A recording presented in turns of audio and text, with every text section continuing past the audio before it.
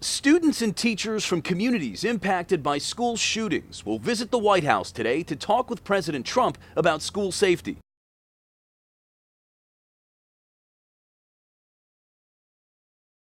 This is the first of 3 White House listening sessions designed to address gun violence. Tuesday, President Trump announced he's taking steps to ban bump stocks, the accessories that allow guns to fire like automatic weapons.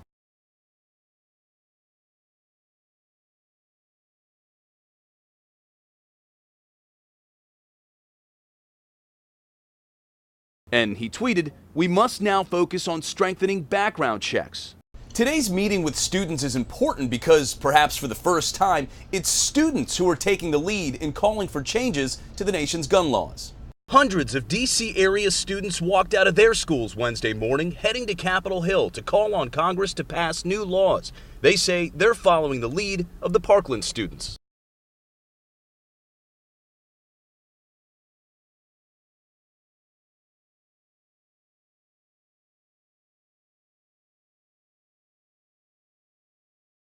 A student-led march on Washington is planned for March 24th. Lenghi, CBS News, the White House. President Trump used a ceremony honoring law enforcement officers to make an announcement.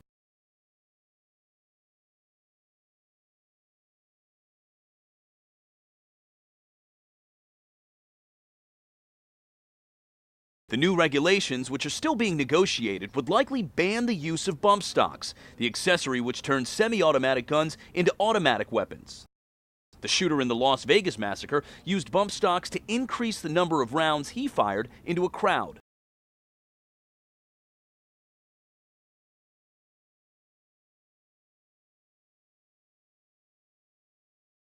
The White House did not commit to further regulations, such as a ban on assault weapons.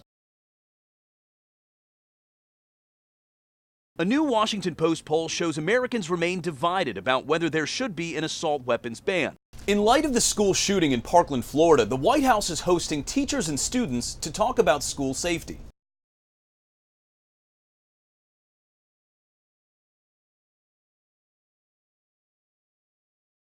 President Trump says the White House is working hard to find a solution to school shootings. Lenghi, CBS News, the White House. The Senate tried and tried, but failed to pass 4 separate immigration proposals Thursday. Even a bill drafted by a bipartisan group of senators failed to get the 60 votes needed to pass. It would have funded the president's border wall while providing a path to citizenship for the undocumented immigrants who were brought to the country illegally as children.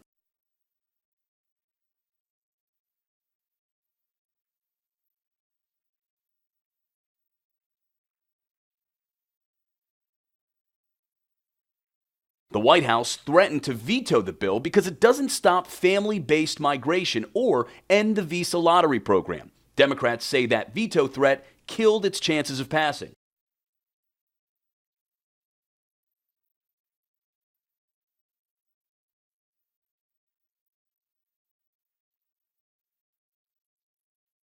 The White House says it's Democrats who are standing in the way. Administration officials say they'll now focus on a House immigration proposal that addresses the issues President Trump wants solved. The president tweeted, "Cannot believe how badly DACA recipients have been treated by the Democrats. Totally abandoned. Republicans are still working hard." The House bill, sponsored by Virginia Republican Bob Goodlatte, is even further right than the Republican-backed bill in the Senate, which garnered only 39 votes. Lenghi, CBS News, Capitol Hill.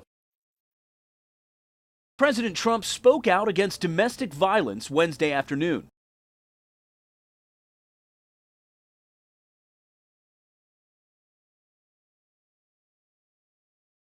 The comment is in response to a scandal surrounding his former staff secretary, Rob Porter, who was accused of domestic violence by 2 ex-wives. But Porter continued to work long after the FBI raised red flags about him as part of its background investigation. And now, the House Oversight Committee has launched an investigation to find out why.